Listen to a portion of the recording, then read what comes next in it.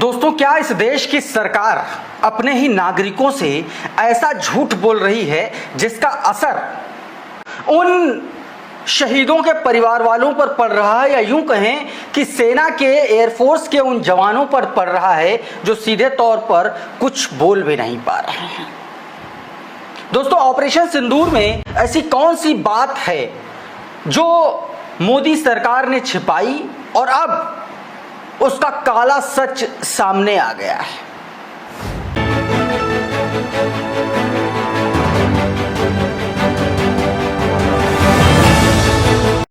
दोस्तों, क्या मोदी सरकार के द्वारा चलाए गए ऑपरेशन सिंदूर में हमारे जवान जो शहीद हुए उनकी सही संख्या क्या कुछ बताई गई या नहीं बताई गई? आज के इस वीडियो में मैं आपको बताऊंगा कि राफेल की सच्चाई क्या है, राफेल को लेकर के जो अलग अलग दावे किए गए उन दावों को मोदी सरकार ने कैसे झुठलाया और कैसे अब वे दावे मोदी सरकार के ही मंत्रियों, उनके अधिकारियों के द्वारा सामने आ रहे हैं। कैसे हमारे पायलट्स की शहादत को छुपाया गया। आप समझिए कि यह कितना बड़ा कांड है। उसके बारे में खुलकर आपसे पूरी जानकारी दूंगा, पूरी बात खुल करके होगी। CPEC की यह खबर जरा देखिए।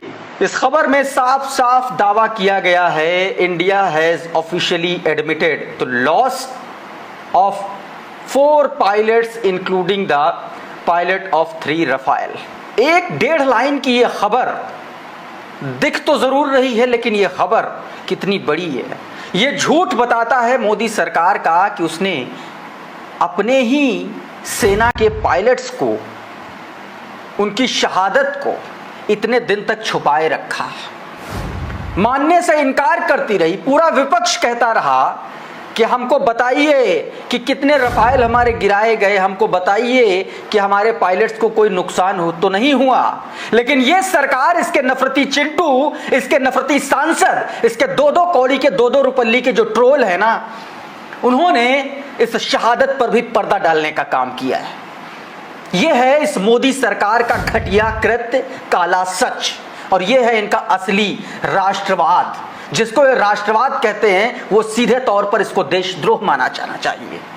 सवाल पूछने पर देशद्रोह लगा देने वाली सरकारों को इस देशद्रोही सरकार से यह पूछना चाहिए कि आखिर हमारे पायलट्स की शहादत को आपने इतने दिन क्यों छुपाए रखा और इसके लिए आपको क्या सजा दी जानी चाहिए। ये इस देश के नागरिक तय करें। लेकिन एक बात सच है कि हमारे देश के शहीदों को, उनकी शहादत को छिपाया गया, और यह बात, यह खबर इस बात की तस्दीक करती है कि हमारे 4 राफेल और 4 राफेल के 3 पायलट, इसके अलावा एक और फाइटर पायलट हमने इस जंग में खोया। लेकिन सरकार ने माना ही नहीं।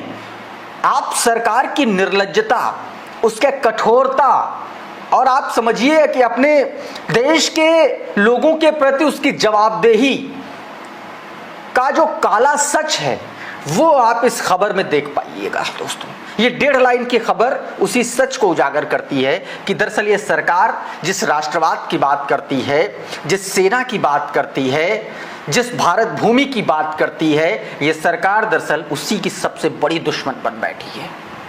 क्योंकि ना तो इसकी जवाबदेही अपनी जनता के प्रति है, ना तो विपक्ष के प्रति है, और ना ही अपने जवानों के प्रति। अगर होती तो इस शहादत को इतने दिन तक छिपाया नहीं जाता। दोस्तों, यह अपने आप में बहुत बड़ी खबर है। पूरा विपक्ष जब सवाल कर रहा था तो यह सरकार पाकिस्तानी करार दे रही थी, जयचंद करार दे रही थी, पाकिस्तानी करार दे रही थी। सरकार की निर्लज्जता का इससे उत्कृष्ट उदाहरण दुनिया के किसी भी देश की राजनीति में आपको देखने को नहीं मिलेगा। दोस्तों, एक और तस्वीर आपको दिखाता हूं। ये तो इसकी तस्वीर हो गई। S जयशंकर, विदेश मंत्री। आपको याद है कि राहुल गांधी और कांग्रेस पार्टी ने पूछा था कि कितने राफेल को नुकसान पहुंचा, क्या नुकसान पहुंचा, बताइए। तब क्या क्या भजपिल्लों ने कैंपेन चला दिया था कांग्रेस के खिलाफ, पाकिस्तानी करार दे दिया गया था। अब विदेश मंत्री S जयशंकर खुद कह रहे हैं कि मिनिमम 3 राफेल जो है हमारे डाउन हुए हैं। सुनिए जरा, अभी 2 दिन पहले ये बयान दिया, एक बार फिर से सुनवाता हूं आपको याद दिलाने के लिए। सुनिए। and something, the Pakistanis did attack us massively that night. We had already lost 3 Rafales to Pakistan 2 days ago, so it was very unfair of them to attack, but they did it anyway. We responded very quickly thereafter. And the next morning, Mr. Rubio called me up and said the Pakistanis were ready to talk.